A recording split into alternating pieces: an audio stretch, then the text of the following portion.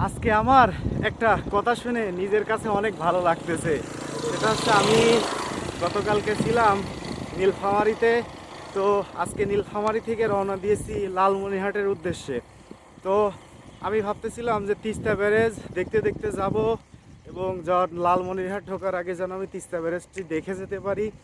তো আমি যখনই একজনের কাছে পথ নির্দেশনার জন্য জিজ্ঞেস করি, তো ভাইটি এই রাস্তা আমাকে সাজেস্ট করে। ভাই বলে আপনি এই রাস্তা ধরে চলে যেতে পারেন। এই রাস্তা টোটালি আমি যেখান থেকে রওনা দিয়েছি সেখান থেকে প্রায় 35 থেকে 36 কিলোমিটার হবে।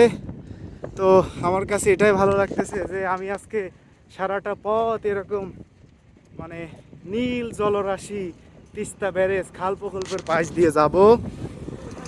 তো এজন্য আমার অনেক ভালো লাগছে যে চারিদিকে মানে ও পাশেও সবুজ খোলা মাঠ, এদিকে নীল রঙের জলরাশি, তিস্তা খাল ব্যারেজ, এদিকে সবুজ মাঠ। তবে একটু রোদ আছে, তবে রোদে খুব বেশি আমি সমস্যায় হয়তো বা পড়বো না, কারণ আমি এত সুন্দর পরিবেশের মধ্যে দিয়ে যাচ্ছি, এটাই আমার কাছে অনেক ভালো লাগছে। তো ভালো আপনাদেরকে একটু দেখাই। তো যেতে যেতে অনেক গল্প হবে, অনেক কথা হবে। আপনারা সবাই আমার সঙ্গেই থাকবেন।